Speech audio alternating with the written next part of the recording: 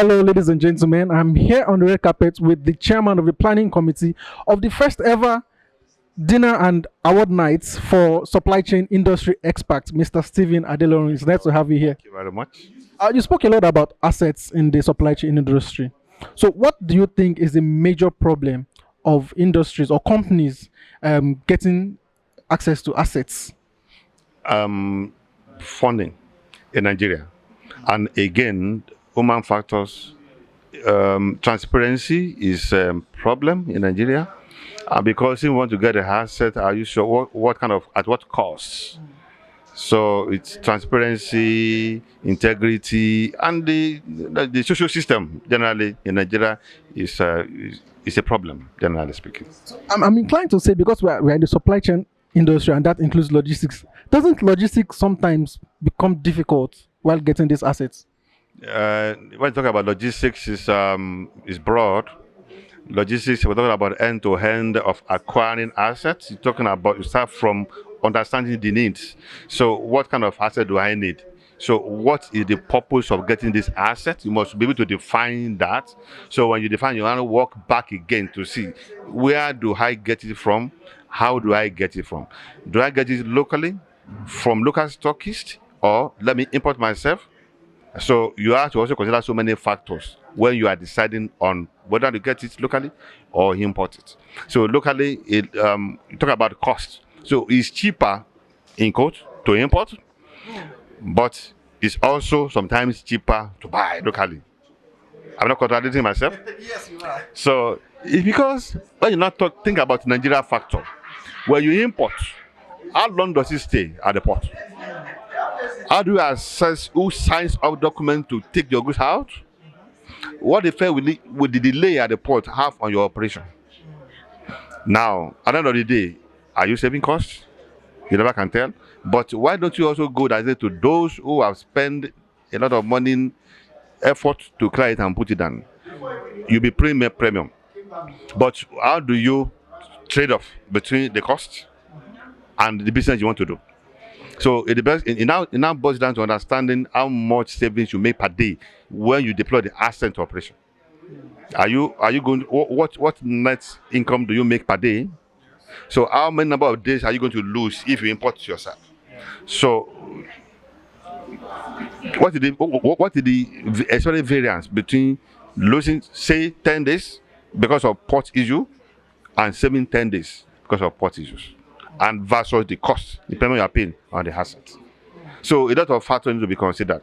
So it takes supply chain expertise to understand the scenarios and select. Decision making is one of the major problems we have in Nigeria in supply chain. So to decide the best method, funding acquisition is a problem. So and it takes somebody who's experienced, who is financially aware and also operationally aware that to take that decision and move on. All right. So some of these assets, I believe they are machineries and the likes, right? Machinery, yes. When you're talking about assets that you deploy in operation, the machinery, vehicular or static one that produce. So in supply generally, you're talking about assets in the industry, the manufacturing sector. Then if you are into logistics of moving people, talking about movable assets, like truck, like vehicle, like cars, light vehicle, and heavy duty. So those are assets. And they're all capital intensive, and they must be working before you can make money. So having them on ground not working is a liability. That's how it is.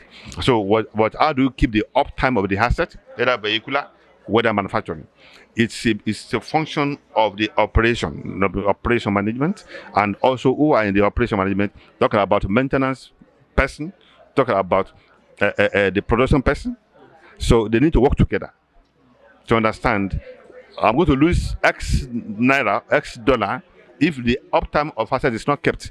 And to keep the uptime of asset, you must speak to supply chain to get the parts and raw material on time when I need it. Then there must be synergy between that supply chain and the operation with the finance. Because when I want to buy and I don't have money to buy, it's a problem. So it's an integrated system that must work well. So, and I want to import to fix the asset, or asset must move on the road. So what is the implication of assets not moving on the road, if it's vehicle? What is the implication of assets not working to produce product for me to sell? Now, even when you produce to sell, so how do you plan to take it from a production floor to the market? So there's a lot of twists and turns in the supply chain industry. But one question is this: some of these products or these assets are being manufactured in Nigeria, if I'm correct. Yes. So we're in the third world. We seem not to be manufacturing so many things in Nigeria. We are import oriented and import dependent country. So it means you need to plan a lot to get your operation in Nigeria moving without ceasing. Because let me give you an example. You want to buy one major component part that is very scarce to operate your machine. In the UK, is local purchases. And if you're operating in the UK and you want to buy that part to fix your manufacturing plant, it's local. That same part to buy local in the UK, we have the same machine in Nigeria operating and producing for us in Nigeria, it is foreign. So the same component in Nigeria is foreign. So you need to import it to Nigeria. But in the UK, you go to the market and buy it. So for you to now import it to Nigeria, you need to consider the cost of, yes, the cost of purchase is the same, both foreign and local, maybe in that currency. But to you have to convert it to LMU, that's a local monetary unit. How much is it in Naira? How do you get the money? You have to think about it first. Then when you get it now, what mode of transportation will I use? Is my plant done already, or I'm planning to maintain? If your plant is done, you can never think of shipping by sea.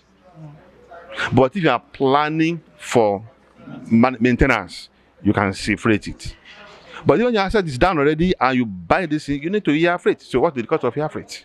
Always expensive. Yes. But now the decision is about what do you do? Speed over cost. No longer cost over speed. Yes. So if you are going to advise someone or a company who is in the supply chain industry, the process of getting an asset, what are the things you ask them to look out for before purchasing an asset? You have to understand the market, because asset you are getting is to make you money. Understand the market, then maintainability of the asset, then funding source, and funding source and asset source. They're important. Those things are very key. All right, thank you very much for speaking with us on the red carpet. What I've noticed so far in what you have said is there's a lot of opportunities in the supply chain industry, and people should take advantage of it. Let me just tell you, supply chain is not about buying and selling. Because end to end, it talks about, in supply chain, talk about product acquisition, warehousing, vendor management, contract management, logistics, clearing, import and export, then terminal management, and people's management. Because supply chain is the lifewire of company. It is where you lose it or gain it. So if your company is A limited, B limited, if A limited will succeed, it is the agility of the supply chain of A limited. It's not about A and B.